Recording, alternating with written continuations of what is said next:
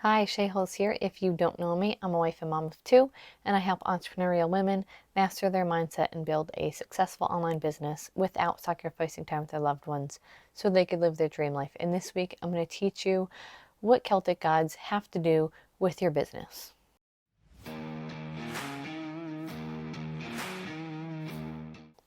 So happy St. Patrick's Day, first of all. Yesterday was St. Patrick's Day. If you're seeing this video the day that it's posted, I guess at least. But if you celebrate, I hope that you were safe. I hope that you had a great time. If you don't celebrate, my husband and I are in recovery. We have 5 years sober as a couple, and that anniversary just passed recently. We have more time than that together, but life is very different post drinking, especially when it comes to St. Patrick's Day. But however you celebrated, I hope you had a great time. Nowadays, we just hang out at home, make corned beef, make potatoes, make, cabbage, that kind of a deal. And honestly, it's a lot better this way. So, anyway, I'm going to teach you, though, what Celtic gods have to do with your business. So if you find some value in this video, please like it, comment below, share this video with somebody you think would find some value in it as well, and definitely subscribe for more. So I decided, we'll talk about recovery.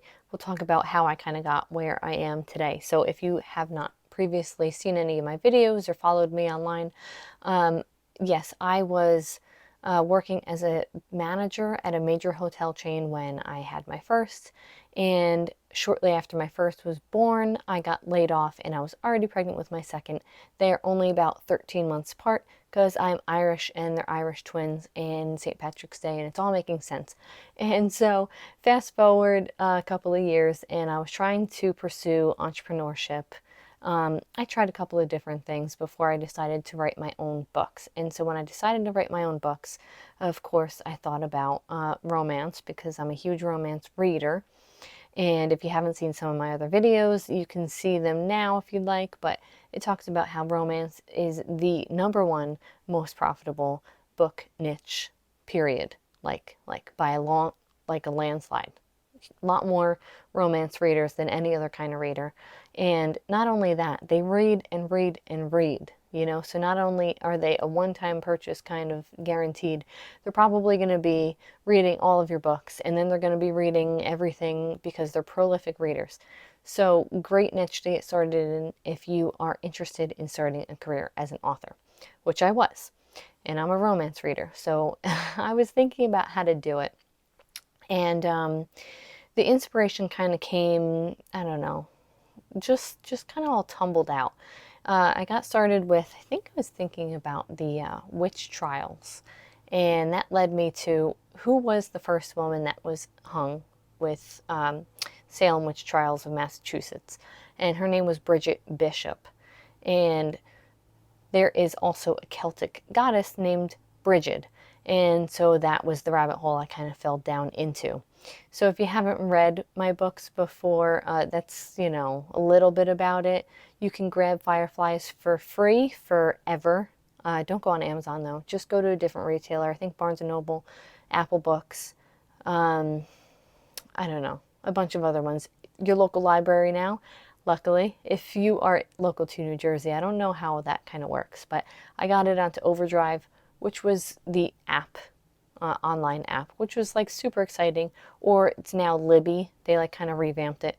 Super excited about that.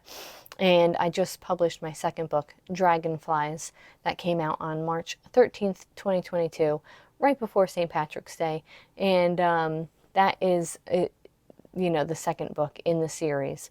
And so when I thought about what did I want to write, and then I started thinking about Celtic books and Celtic romance novels, it kind of made sense because, I was looking and looking and looking, and of course you can find books that are similar to Celtic mythology, or you can have some that reference Celtic mythology, but I'll tell you, there's a ton of Scottish books out there. There's all the Highland romance novels, which are great, but they're Scottish and I'm Irish. Actually, I've done the genealogy. It says I'm a little bit Scottish, which makes sense. but I identify as Irish. And then there's also like a ton of, Norse mythology out there. I've said it before, but my husband and I are huge Marvel Universe fans. We love Stan Lee's whole, thing that he's created. And, I've been even paying attention to it.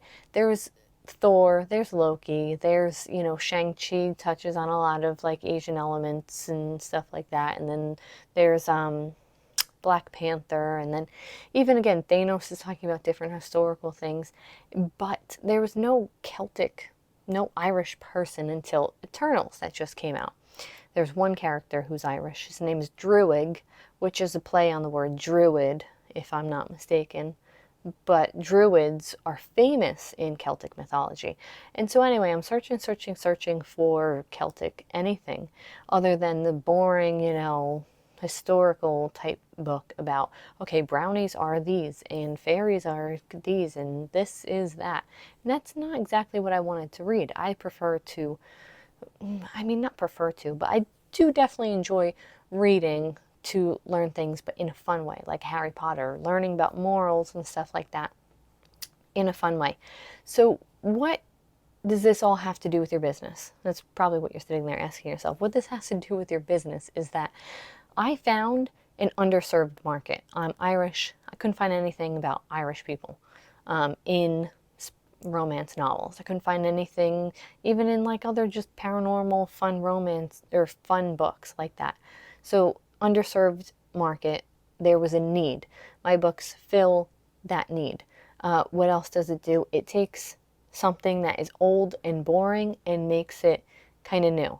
And then what else does it do is it like I did it, yeah, in like a unique way. I did a different take on something that was old and boring. So what does this all mean for you? So when we watch like Shark Tank and things like that, Kevin, Mr. Wonderful, or even Mark Cuban or whatever, that's what they always talk about, is in business, you're going to find success when you're finding a super niche market that other people aren't targeting. You know why? It's kind of like, well, there's just nobody doing what you're doing. So you can find even just 100 people, and those 100 people can grow into 200 people once the word of mouth gets going, can grow and grow and grow.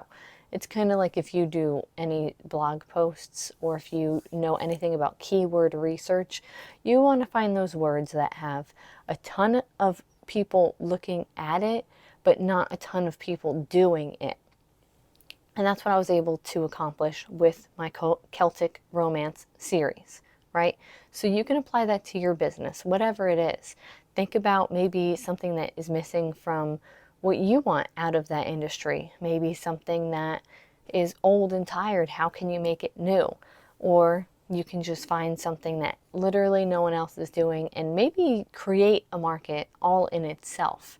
That's what I was kind of getting at before. So I kind of just created a new market, and hopefully I can create a trend in that market to not increase my competition, but yeah, I filled a void that was not there, that there was nobody doing what I was doing in that market. So if it creates like a viral trend, that's good for me because I'd be the one that created it, right?